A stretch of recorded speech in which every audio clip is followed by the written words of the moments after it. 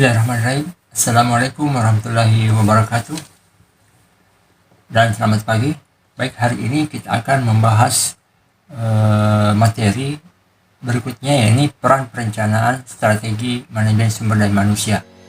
Dalam pembahasan kali ini kita akan banyak membahas tentang apa sih peran dari sumber daya manusia itu dalam perusahaan, bagaimana mereka bisa mengembangkan perusahaannya. Adapun pembahasan yang saya akan bahas pada hari ini adalah yang pertama, pengertian perencanaan strategi manajemen SDM, kemudian langkah-langkah perencanaan strategis, kemudian tingkatan perencanaan strategis, kemudian penentuan isu manajemen sumber daya manusia. Baik, kita akan membahas satu-satu. Yang pertama adalah pengertian perencanaan strategi manajemen sumber daya manusia.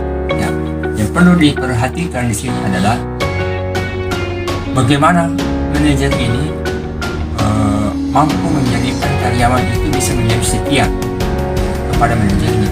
Nah, peran manajer di sini adalah mampu melaksanakannya, maka kegiatan-kegiatan dalam perusahaan itu bisa dijalankan dengan baik dan maksimal. Karena pada intinya ini adalah bagaimana mengelola sumber daya manusianya, bagaimana perannya, bagaimana menjalankan kegiatannya, mana karyawan itu melakukan pekerjaan seolah-olah mereka pemilik. Ya. Kalau kita mampu menjadikan karyawan itu seolah-olah adalah perusahaannya, maka karyawan itu akan bekerja sesuai dengan hatinya. Tidak perlu lagi disuruh.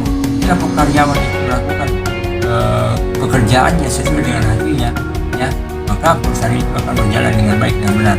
Kalau karyawan ini tahu apa yang harus dikerjakan, apa yang harus menjalankan perusahaan ini. Ini pembahasan ini sebenarnya saya sudah bahas sedikit di pertemuan awal di pengertian manajemen sumber daya manusia. Ada proses seleksi, di mana karyawan-karyawan inilah yang akan menempatkan posisi-posisi dalam sebuah perusahaan. Untuk mengetahui peran apa yang dilaksanakannya, itu ada namanya struktur organisasi, diarahkan kemana, bagaimana menjalankannya, bagaimana sistemnya, maka karyawan ini akan menjalankan sesuai apa yang dia bisa lakukan dengan baik. Ya.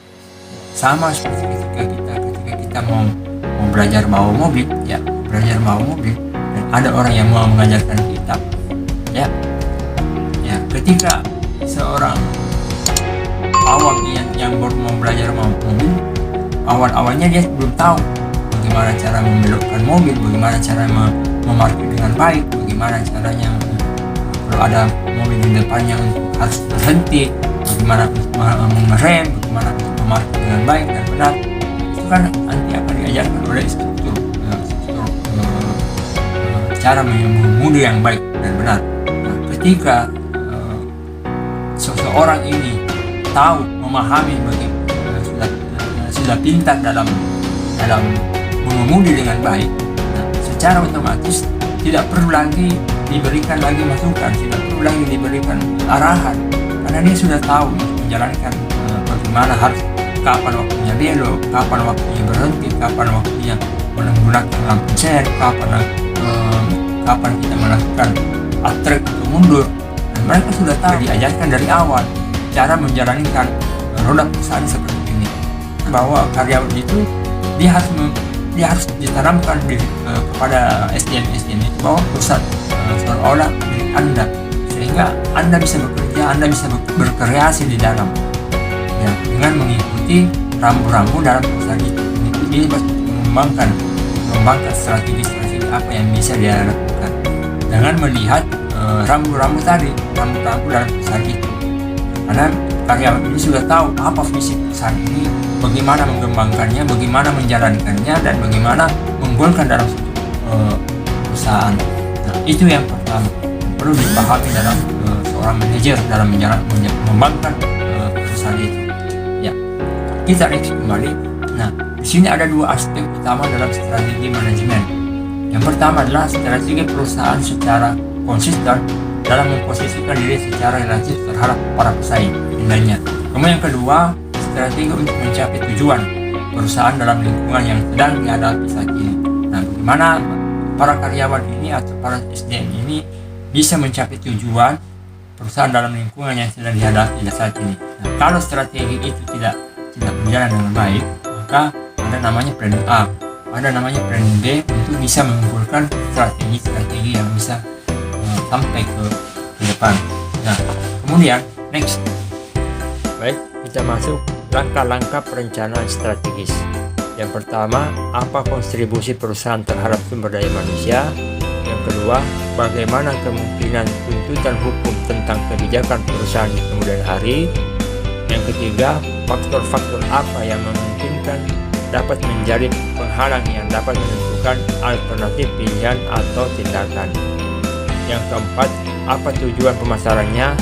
Dan yang kelima, program-program apa yang dapat dilaksanakan untuk mencapai tujuan operasional tersebut. Next, kita masuk ke tingkat perencanaan strategis. Perencanaan strategis berhubungan perspektif jangka panjang dan jangka pendek secara otomatis mengalir keadaan perencanaan operasional perusahaan. Kemudian strategis jangka pendek meliputi jenis jumlah sumber daya manusia yang dibutuhkan, struktur organisasi, rencana sukses, dan pengembangan sumber daya manusia. Baik, kita sekarang masuk ke penentuan isu-isu SDM. Isu SDM adalah kesenjangan antara situasi yang tengah terjadi dengan situasi yang diharapkan. Isu SDM terjadi agar pekerja bisa memberikan kontribusi yang lebih efektif dan produktif bagi keberhasilan strategi bisnis.